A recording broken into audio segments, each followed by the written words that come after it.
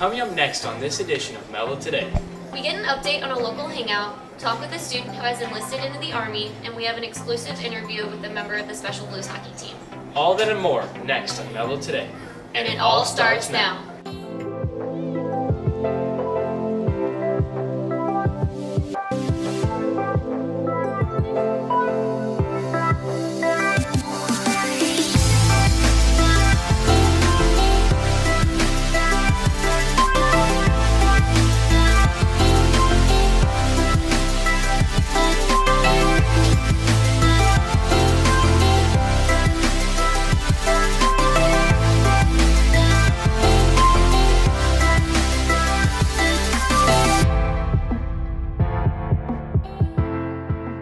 Welcome to Mehlville Today. I'm Alex. And I'm Allison. First, we head to the slopes to get an update on Hidden Valley. Melanie and Layla have the story. Over here. Do look more fancy. Beautiful. Hidden Valley is a ski resort that opened in 1982 in Wildwood, Missouri. Tim Boyd converted a golf course to hills for skiing. Recently, they were going to close due to difficulties with opening the zip line, but a few days ago they proposed that they would open the zip line in the summer of 2018. Let's talk to a ski patrol that works at Mehlville High School. Very happy it's not closing. I'm a national ski patroller there, and we provide a relatively inexpensive service for people who've never tried before. Provides families 3 options. You can ski, you can snowboard, you can tube. You can buy a pass to do all 3 of those things. There is a good restaurant, a great family environment. It's for the beginner as well as for intermediate. People who are water skiers should take a chance and see if they like the snow ski. Get there. This new service that we're going to provide, which is the zip line, that's going to provide an opportunity for people to do an extra activity outside year long. Signing off with photographer Melanie England, this is Layla Petrovic with Mehlville Today. Next, we take a look at a current Mehlville senior who is enlisted in the military. Carly and Megan have the story. He was trying to kind of figure out ways to help pay for college, and he started looking towards, ways to pay. National Guard came out, and he decided to go for it, I guess. Saparika has always been supportive of whatever I wanted to do, but he wouldn't be a yes man. He would tell me how it was, and if I was doing something stupid, he would obviously let me know. So having that candid perspective really helped me, because it made sure that I wasn't just doing what other people may have wanted me to do. He wanted to make sure that I was making the best decision for me. I just gave him some ideas on how to pay for college. He was concerned, like probably every senior in the school is, how to pay for college, and I don't know how much support he was going to get from his family back at home. So. My official military name is 42 Alpha. I'm a human resource specialist. So basically my job is I'm attached to a military unit. When I get out of basic training, I'll be in St. Clair, and that is a military police unit. So I will be talking with the higher-ups and management and making sure that everyone is accounted for and the paperwork is good and there are no problems within the platoon or the army. I went a little off and on, so it probably took me a little bit longer than it was supposed to, but for me, it was still kind of quick. It took me about 2 months to get all the information that I wanted and to make sure that I was doing the thing that I thought was best for me, and I was doing the job that I wanted to do. He is serious, but he understands that they're going to play mind games with him in basic training, and I think he'll be just fine with that. I think he'll do well in service to our country. Next, Amar and Wilson introduce a student who has a talent that not a lot of people know about.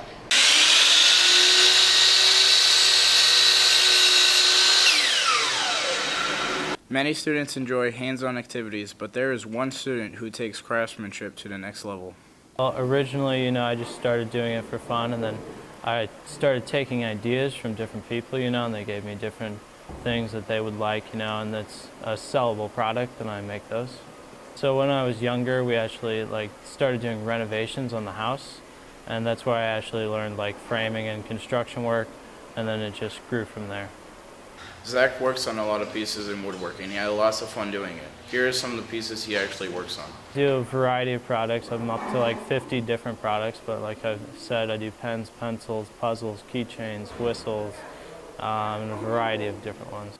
Zach has some people impressed by his work, including his mom and his teacher. I'm impressed with almost everything he does. He's done several things. He did a big cherry desk last year. He did a live edge walnut tabletop last semester, and he's currently working on another walnut table right now. So, I mean, he's just, everything he does looks really great. I think it's awesome. I think he's very self-motivated. He has a lot of drive, a lot of passion, and he's able to take nothing and turn it into something, something beautiful. For college, I actually plan on getting a degree in wildlife biology or forestry, but this would definitely be like a hobby for me to continue. This has been photographer Wilson Trog and Amar Basirovich for Mehlville Today. Here in the U.S., we have people that have immigrated from all over the world. Awa and Ariana show some of these students in Mehlville High School. Mehlville is home for many students, but for some, this isn't their first home. I'm from the Democratic Republic of Congo. From Westmoreland, Jamaica. I was born in America. My mom is from Honduras and my dad is from Nicaragua. I'm from Bosnia. They left Congo because they were refugees and the genocide that was going on there, so like war and stuff. So they had to get out because they wanted to keep the family safe. My mom got here a little over about 22 years ago. I haven't really asked her on the specific details, especially because it's hard for us to kind of like communicate, especially about that kind of story. You know, I don't really ask about it. Well, there was a war going on before, and my parents just wanted a better life for their kids, so we moved over here. Mom left Honduras because it was a very like impoverished country. It was very terrible. There's a lot of scenarios and a lot of situations that were just overall bad, especially for kids.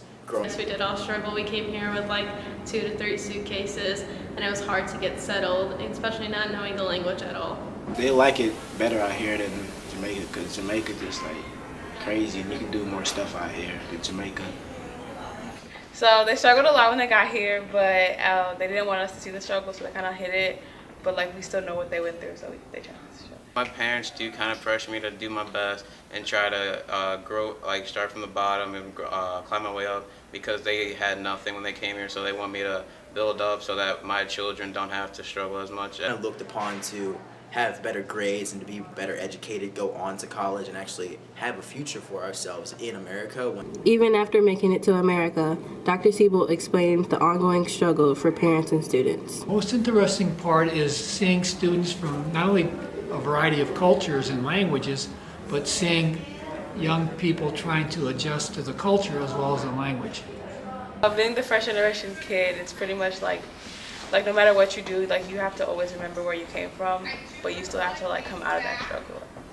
Usually, lunch is a time for students to fill their stomachs and hang out with friends, but for a certain group of people, it's much more than that.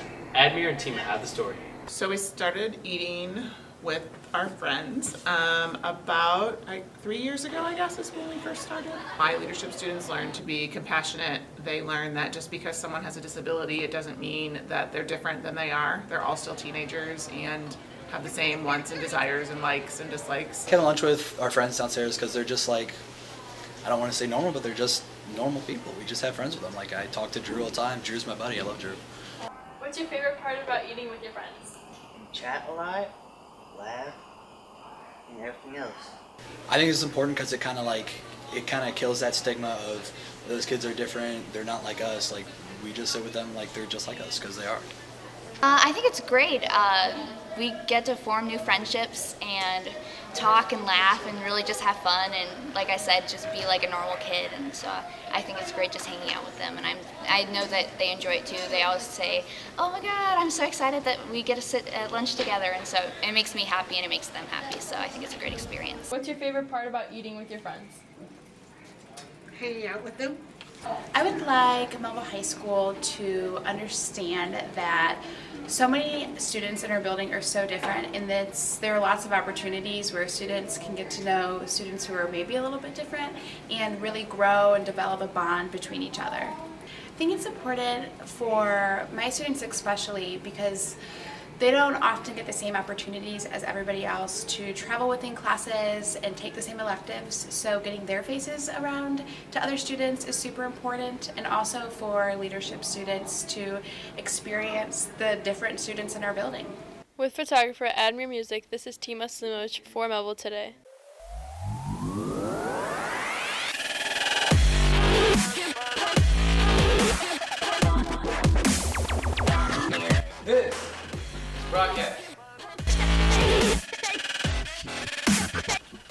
seek to uncover what's going on in the school.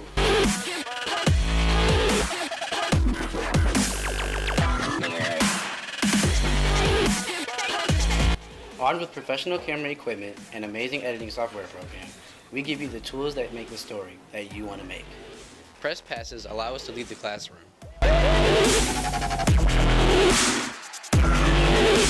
It's our duty to inform and entertain the students of Mehlville, and we want you to join us. It's your story. We just tell it.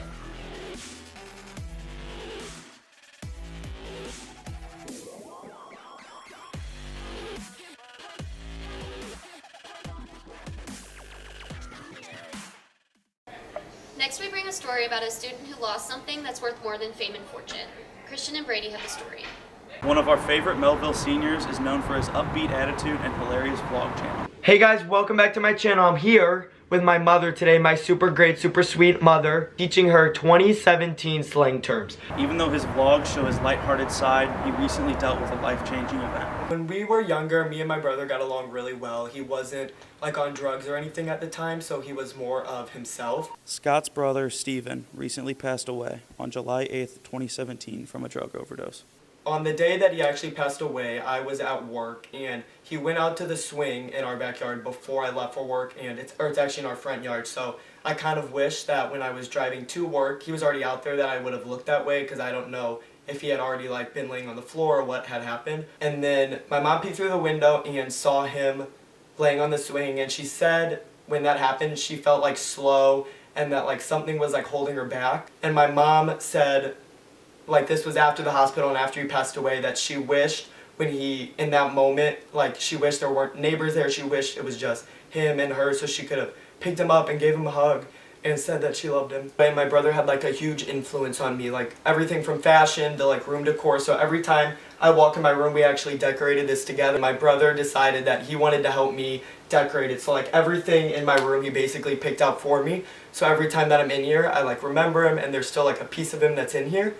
When he passed away, it's kind of hard to say, but like I was more angry than I was sad, because it was like, how could you do this to our family? Like, we were helping you so much, why would you put yourself through this? And I guess it's kind of hard to understand from my point of view, because I don't have mental illness and he suffered from depression and bipolar, so I can't put myself in his shoes. So at that point, I started also relying on my faith in God and just knowing that when I pass away, I'm going to see him again too. Scott has found support through his faith and community during this difficult time. He is doing well coping with the situation. If you or anyone you know needs help or advice through a similar situation, our counseling center is always open to you. With Brady Shamo behind the camera, I'm Christian Ulmer with Mehlville Media signing out. We all know that St. Louis has the best hockey fans in the world. Sama, Alex, and Kaylee have the story about a student who is skating his way to achieve his goals. We took a trip to the ice zone to catch Sam on the rink. I first learned how to skate was when I was 4 years old. I used to play roller hockey in my garage, but now I play ice hockey. When I first started playing for the Blues special hockey team was last year, which I scored 23 goals that year. Kelly Chase and Tony Twist actually started this league a long time ago. It's expanded to 60 teams nationwide. Eventually won our league's title, becoming the first team from St. Louis to ever win a title in ice hockey.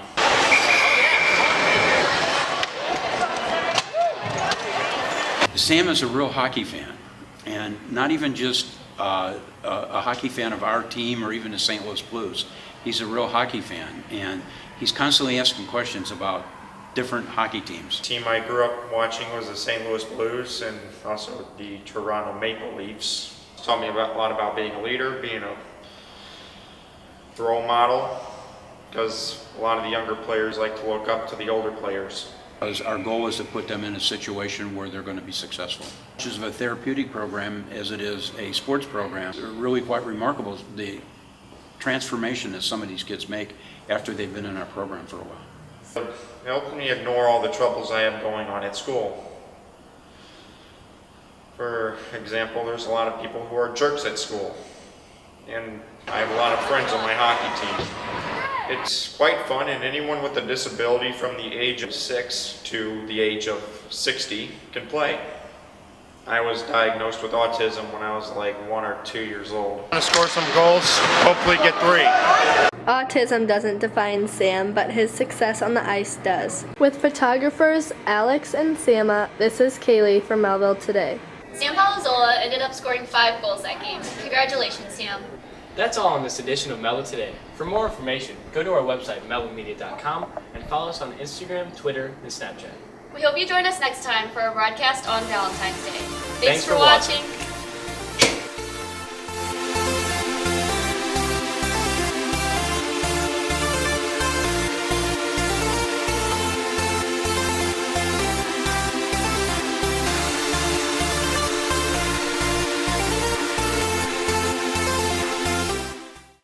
Yearbook is a great way to make new friends and to become a part of a new family. Yearbook is pretty snazzy. Yearbook is chaotic, but in the end, it all pays off. Yearbook is extremely rewarding because you get to spend every day with your best friend. Hello, we're looking for students at all grade levels who would like to join the yearbook staff for next year.